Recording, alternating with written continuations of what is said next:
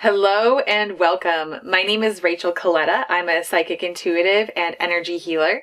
In today's video, I'm going to be sharing with you guys all about energy healing, all about healing through the lens of working with energy. So to begin, working with energy is working with the very base of things. It's working with the building blocks and the constructs of our physical reality. So for example, the scientific field of physics has shown us that all of the objects, everything around us, nothing is solid, that matter does not exist in a solid shape or form, that everything is permeable, and it is the computer of our brain that perceives solid things like tables and chairs and walls. So at the very base of everything are particles of energy, or is energy. Everything in our physical experience and physical world is a manifestation or perception of energy.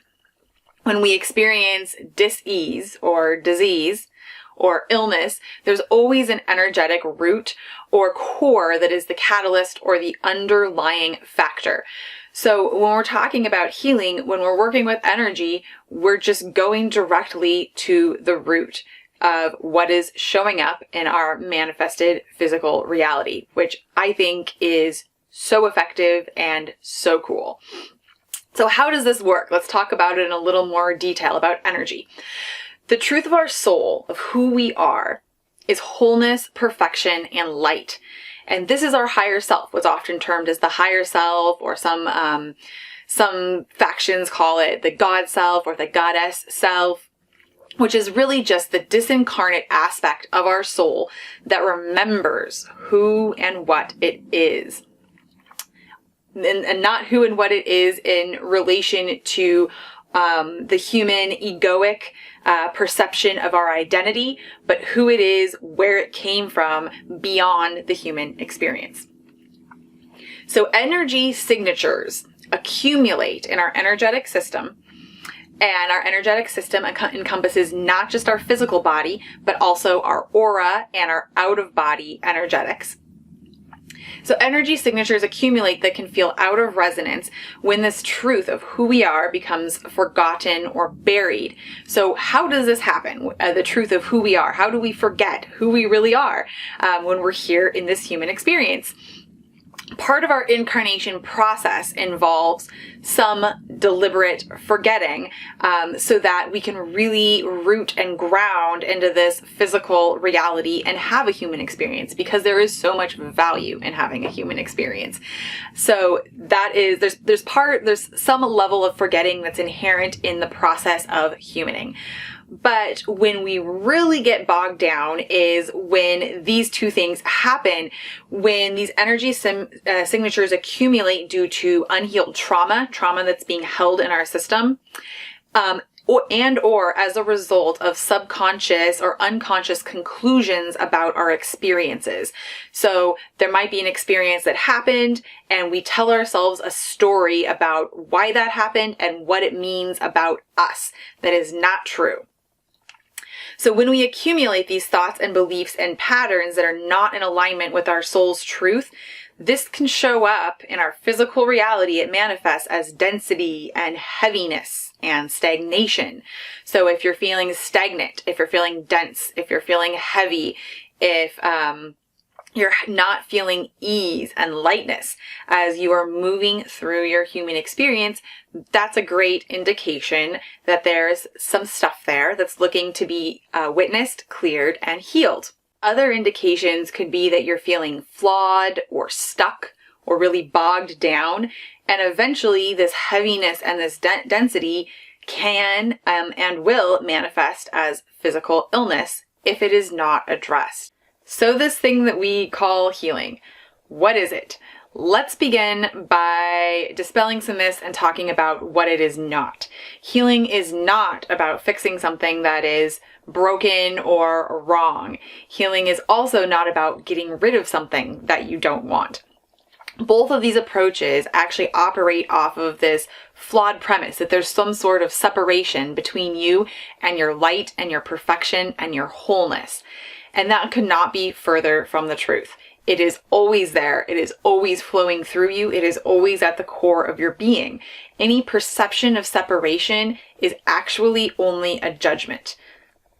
So let that sink in for a second. Any perception of separation is actually only a judgment, often about ourselves or others.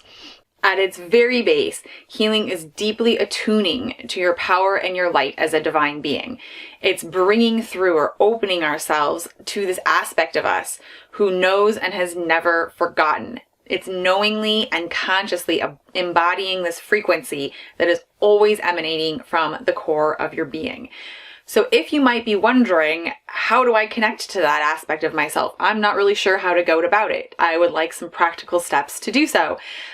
I've actually already kind of given you the hint, but how you would begin that process is just by simply opening yourself up to the possibility, to the idea, to the experience of your wholeness, perfection, and light in each moment without the pressure or the need to have to earn something or be a certain way to be worthy, but that in each moment that you are whole, that you are perfect, that you are complete, and that you are light. So opening yourself up to that, asking yourself, opening yourself up to the universe to show you that, opening yourself up in your human experience to have that reflected and mirrored back to you, and asserting it in your day-to-day as you're going through your experiences, hitting any little bumps in the road, reaffirming yourself that this does not in any way indicate that you are anything but whole and perfect, complete and light. So when this memory, when this knowing of our light or who we really are sparks and is tended with love and nurturance, there's this automatic adjustment that occurs in our experience of physical reality. Go figure, our shift in our perception of who we are actually shifts our experience of our physical reality as well. And this adjustment is what we often call healing, but it's simply a manifestation of a deeper shift. It's the symptom, and it's what naturally occurs when we remember who we are.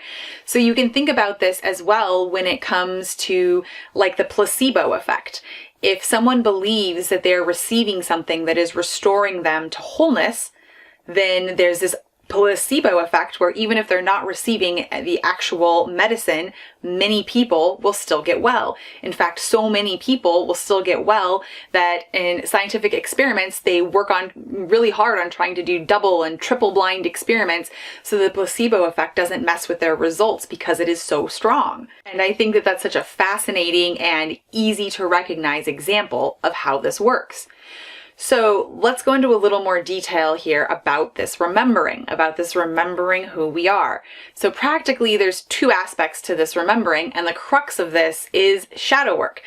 So I could absolutely make for you guys another video all about shadow work and kind of giving you the ins and outs about how to go through it. Let me know in the comments below, say yes, shadow work, if you would like to see a video on that. But for the purpose of this video, I'm going to keep it really general. So shadow work is just simply, at its most basic, bringing the subconscious or the unconscious into conscious awareness.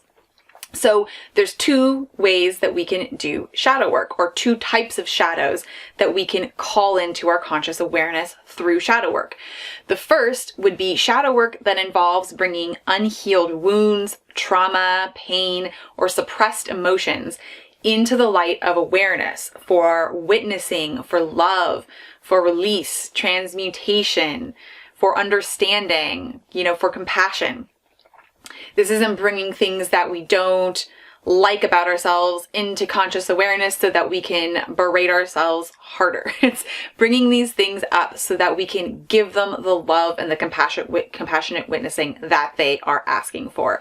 So the second aspect to this shadow work involves directly working with and bringing the truth of our nature, so our light, our gifts and our talents, and our power into the light of awareness for conscious embodiment.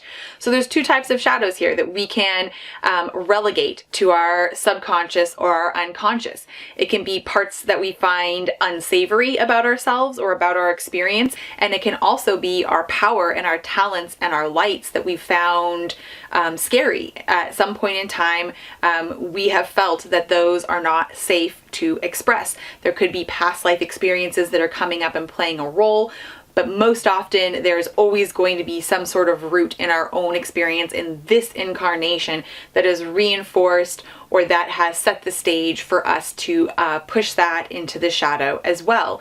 So healing is always about layering in light. It's always about layering the light of awareness into these parts that are our blind spots. Okay, so now we've talked about energy from the perspective of healing and healing from the perspective of energy. So let's tie it all together. And I want to close out by talking to you guys about who or what is a healer. So something that I frequently notice is that oftentimes people are looking for some kind of magic outside of themselves when they are on a healing journey or looking for support or assistance on their healing journey. And this actually gives away your power.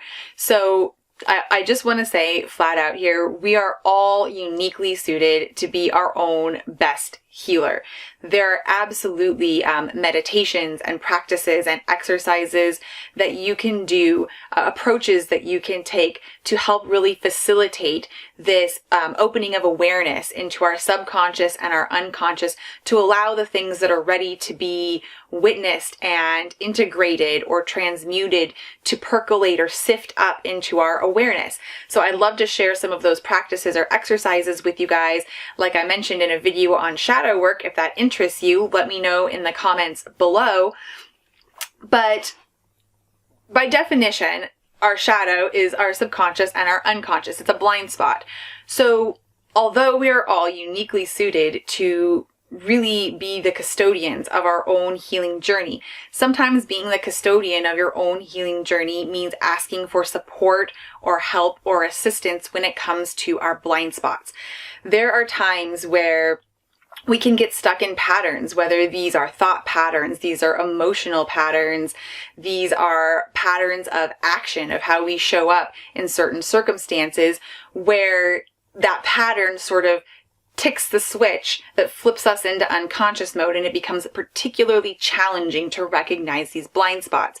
And that's when I see there being a role to bring in someone who can help you to see those blind spots and facilitate that transition into awareness in a gentle and loving way.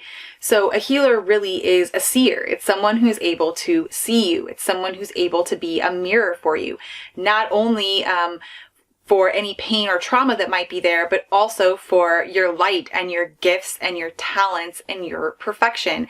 And a healer is also somebody who's able to discern when either of those types of shadows need to be brought into awareness, or would be the most advantageous time for those to be brought into awareness.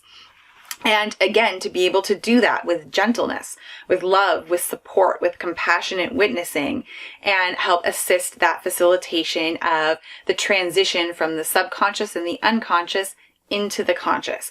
I've benefited so greatly from working with some healers on my journey when I've known that there were things that were blind spots that I just wasn't able to see.